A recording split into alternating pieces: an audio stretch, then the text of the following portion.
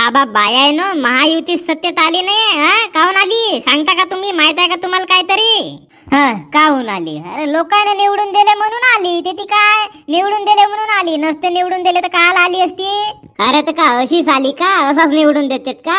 काहीतरी भरोसा विश्वास असेल जनतेचा त्या पार्टीवर म्हणून निवडून दिले. हा का अशाच देतात का? नाही असेच तर नाही निवडून देत. अरे तर हा म्हणून म्हणताव मी का काहून आली बा. तुम्हाला माहित असेल ना, आता तुम्ही बाया होवा.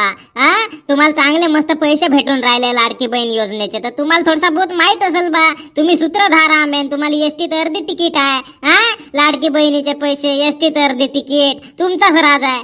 अजी पहा प्रभाकरजी, तुम्हाला सांगतो मी. पहा आम्हाला सुविधा कशी भेटली? लाडकी बहीण योजनेचे 1,500 रुपये भेटले. त्याच्यामुळे महाराष्ट्रातल्या बाया खुश झाल्या होत्या. आता नाराज थोड्याशा काऊन झाल्या होत्या? थोडीशी महागाई वाढत होती, पण आता 1,500 रुपये या पार्टीने दिलन बा, सुरू केलं बा. हा विश्वास आला बायाला. आता त्याने म्हणले होते का 3,000 रुपये देतून महाविकास आघाडीनं, परंतु महायुतीनं 1,500 रुपये देऊन ह्या विश्वास जिंकलन बायाचा. का त्यानं कमी रक्कम दिले, परंतु त्यानं सुरुवात केली. आणि महाविकास आघाडीनं त्याचीच जे योजना होती तिलाच कॉपी करून 3,000 रुपये देतून म्हणले, परंतु बायाला विश्वास नव्हता. बरं काहून विश्वास नव्हता तुम्हाला? पहा विश्वास याच्यासाठी नव्हता का प्रभाकरजी, जो सुरुवात करते तो महत्वाचा राहते.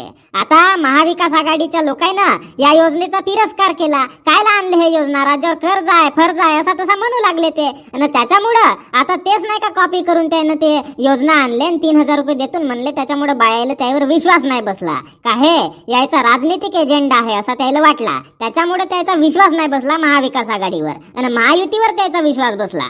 असा बापा. आणि महाविकास आघाडीनं तर एसटीतही तुम्हाला पूर्ण सूट देतो म्हणले होते. महायुतीनं तुम्हाला तर अर्धी तिकीट दिले होते आणि ते पूर्ण फुकट देतो म्हणले एसटीत सूट. मग तर तुम्हाला तिकीटच नसती लागली. जे ती तुम्हाला 100 पहिलं लागत होते, आता महायुतीमुळे तुम्हाला 50 लागत होते, आणि महाविकास आघाडीमुळे तर तुम्हाला एकही नसते लागले. पुरा फुकटच्या फुकट झाला असता, तरी पण तुमचा विश्वास नाही बसला. आजी पहा गोष्ट विश्वासाचीच आहे. ते का करू लागले? लाडकी बहीण योजनेचा त्याने तिरस्कार केला. त्याच्यानंतर पुन्हा एसटीतल्या अर्ध्या तिकिटीचा तिरस्कार केला.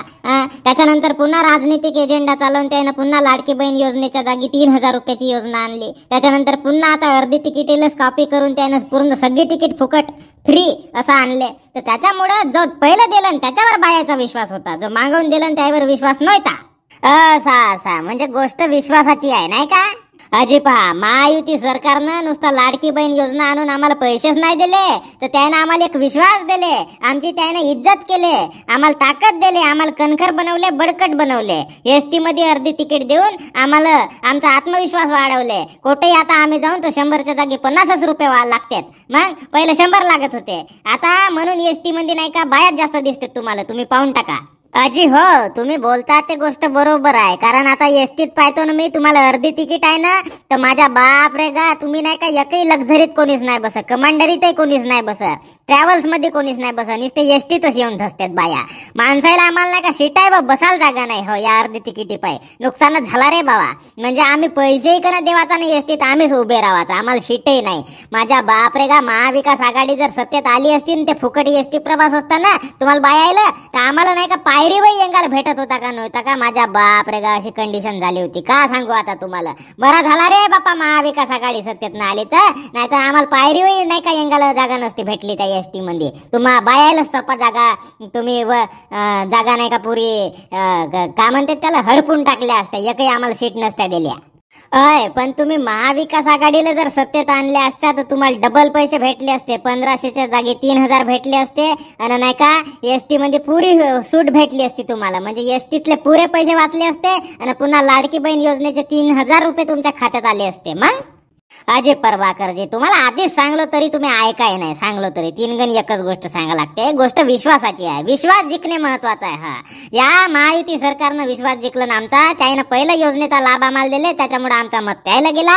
आणि महाविकास आघाडीनं मागवून दिले असते, त्याच्यामुळे त्यावर विश्वास नव्हता. कारण ते बंद गिंद झाले तर मग आम्ही का केलो असतो. अबा बाई नसती बंद झाली योजना. नेते आता प्रॉमिस करतात का असेच करतात का? आता बोलले होते तर दिलेच असते ना. कारण पहिली सरकार देत होती तर यायला देणे भागच होता. त्याला द्यास लागला असता कोणत्या हालतीमध्ये. मग पहा प्रभाकरजी, तुम्ही माझी नको ऐका, दुसऱ्या बाईची नको ऐका, कोणाचीच नको ऐका, पण अख्ख्या राज्यात पहा, ज्या पार्टीला सगळ्यात जास्त सीटा भेटल्या त्या पार्टीवर बायाचा विश्वास होता, इथल्या जनतेचा विश्वास होता, म्हणून त्या पार्टीला जास्त सीटा भेटल्या. समजल्या का तुम्ही? चुपचाप राहा तुम्ही, अगावचे प्रश्न नको विचारा. अबे हे बाई तर महायुतीची दिसत आहे बे.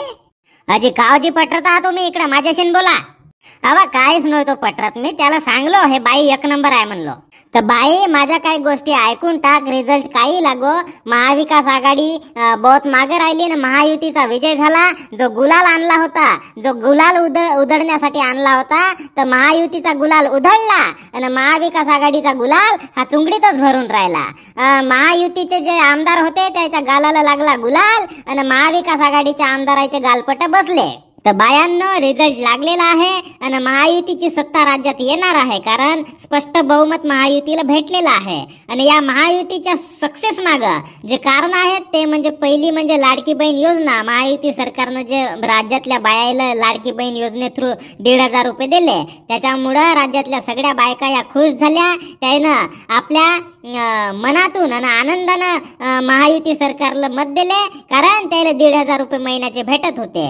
दुसरी गोष्ट, एसटी मध्ये महायुती सरकारनं जे सवलत दिले का अर्धे तिकीट म्हणून, त्याच्यामुळे बाया खुश झाल्या. ज्या जागी त्याला 100 रुपये लागत होते ते 50च लागत आहेत, त्याच्यामुळं बायानं आनंदानं महायुती सरकारला मत दिले. तिसरी गोष्ट, पुन्हा भाजपकडून जो राज्यामध्ये नरेटिव्ह चालवला गेला, एक है तो सेफ है, तर याच्यामुळे बहुत मोठा फरक पडला. मोदीजी आले सभा घ्यासाठी, गडकरीजी इकडे तिकडे फिरू लागले, योगीजी आले, तर याच्यामुळे एक है तो सेफ है हा नारा जो यानं दिले त्याच्यामुळे बहुत मोठा प्रभाव पडला.